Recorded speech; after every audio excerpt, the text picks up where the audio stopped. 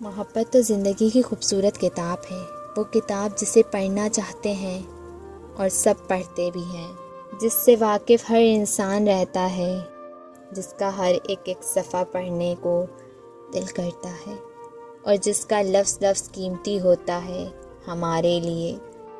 میرے لیے محبت قدرت کا سب سے انمول تحفہ ہے، جسے پڑھ کر ہم اپنا آپ تک پہچان لیتے ہیں، زندگی کیا ہوتی ہے وہ تک جان لیتے ہیں۔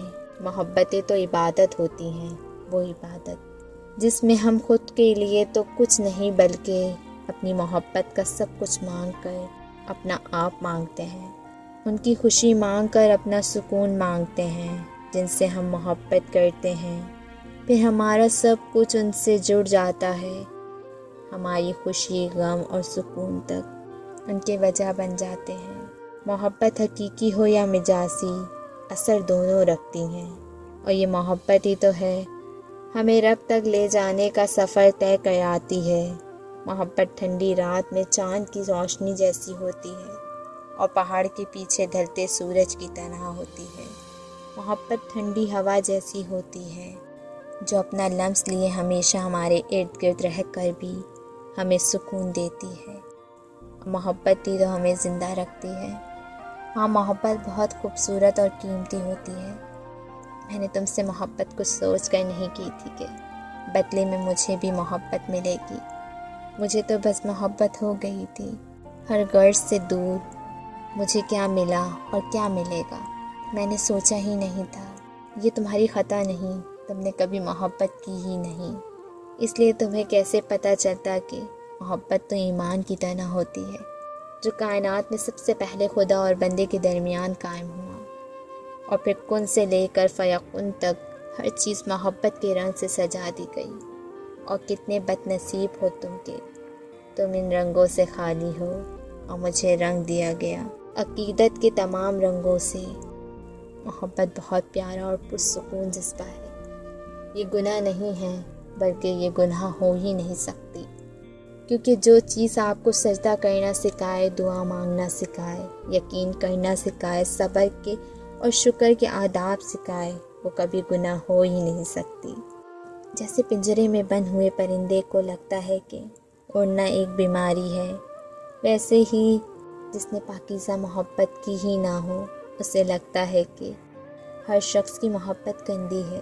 جو جس چیز سے محروم رہا ہو اسے اس چیز کا علم کبھی بھی نہیں ہوتا۔ ہمارا اور اللہ کی محبت کا واقعی کوئی مقابلہ نہیں، لیکن نیتوں کی پاکیزگی وہ خوب جانتا ہے، اس کو پتہ ہے کس نے کس نیت سے مجھ سے مانگا ہے اور کیا مانگا ہے۔ لوگ اور حالات اچھے ہیں یا برے ہو سکتے ہیں، لیکن محبت کبھی بری نہیں ہوتی، یہ تو عطا ہے اس کے لیے خدا جسے چن لے۔ میں نے اپنی آخری حد کو آزمایا تھا، ایک دروازہ بہت کھٹکھٹایا تھا، نہ تو نے میری التجا کا مان رکھا اور نہ اپنے کیے وعدے کا بھرم۔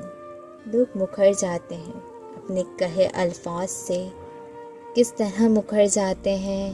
زندگی میں ایک مقام ایسا آتا ہے جب ہمارے سجدے میں جھکا سر بھی بس شکوے کر رہا ہوتا ہے، کسی ہر جائے کی طرح ترسنگ دلی کے باوجود انسان اس کا طلبگار رہتا ہے۔ کیا میں تمہاری بندگی نہیں ہوں؟ کیا تو میرا رب نہیں ہے؟ اگر ہے تو پھر میری تکلیف کا مداوع کیوں نہیں کرتا؟ مجھے کیوں وہ نہیں دیتا جس کی ایک دل کو طلب ہے؟ مگر پتہ ہے وہ سب کا ہی رب ہے، وہ سبھی کو جلاتا ہے محبت کی آگ میں، جدائی کی آگ میں۔ جب روح سے ملنے کا وقت قریب ہوتا ہے تو اندر سے سارے گند کو جلا دیتا ہے، اور جلانے کے لیے آگ پکڑنی ہی پڑتی ہے۔ ایک وقت ایسا بھی آتا ہے مسافر کی زندگی میں جب وہ شکر کرتا ہے کہ اس کو وہ نہیں ملا جس کی اس کے نفس نے طلب کی تھی۔